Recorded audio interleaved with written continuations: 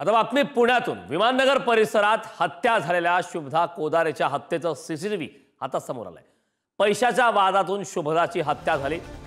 शुभदा आणि आरोपी कृष्णा कनोजा एकाच कंपनीत काम करत होते, मात्र त्यांच्यात पैशावरून वाद झाले आणि त्यातूनच कृष्णाने शुभदा कोदारेची हत्या केली। या हत्येचं सीसीटीव्ही फुटेज आता समोर आलंय। मात्र ज्यावेळी हत्या झाली त्यावेळी घटनास्थळी असंख्य लोक त्या ठिकाणी उपस्थित होते, मात्र एकानेही आरोपीला थांबवण्याचा किंवा तरुणीला वाचवण्याचा प्रयत्न केला नाही।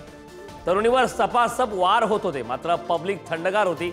या दरम्यान पुण्याची व्याप्ती पाहता खूप गुन्हे वाढलेत असं म्हणता येणार नाही, असं मुख्यमंत्री फडणवीसांनी म्हटलंय। मात्र ही दृश्य आपण जी पाहतोय पुढारी न्यूजवरती, त्या दृश्यामध्ये स्पष्ट दिसतंय की त्या ठिकाणी युवकाने मारहाण केलेली आहे, सपासप वार केलेत। मात्र इतर त्या ठिकाणी जे उपस्थित नागरिक आहेत त्यांनी मात्र केवळ बघ्याची भूमिका घेतल्याचं दिसतंय। पुण्यातील हत्येचं सीसीटीव्ही आता समोर आला। येरवडा परिसरातील ही घटना शुभम कोदारेची मित्राकडूनच हत्या करण्यात आली, मात्र सपासप वार करत असताना तितक्या मोठ्या संख्येने त्या ठिकाणी उपस्थित असलेले पब्लिक मात्र पूर्णपणे थंडगार होती आणि केवळ बघ्याच्या भूमिकेत होती। अशा प्रकारची देखील आता चर्चा सुरू आहे। पुण्यामध्ये गुन्हेगारी खूप मोठ्या प्रमाणात वाढते आहे असं म्हणणं योग्य होणार नाही, पण अर्थात एक जरी घटना झाली तरी ती गांभीर्याने घेतली पाहिजे।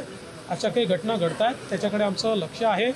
पोलिसांनी साधारणपणे सगळ्या घटनांमध्ये आरोपींना तात्काळ पकडलेलं आहे, आरोपींना शिक्षा देखील या ठिकाणी झालेली आहे आणि आता आपण या ठिकाणी आपलं जे CCTVचं नेटवर्क आहे तेही मोठ्या प्रमाणात वाढवतो आहोत, जेणेकरून आपल्याकडे अशा प्रकारच्या घटना रोखण्याकरता किंवा एखादी दुर्दैवाने घटना झाली तर त्यात लोकांना शिक्षा झाली पाहिजे, याकरता एव्हिडन्स आपल्याजवळ असेल हाही आपला प्रयत्न आहे।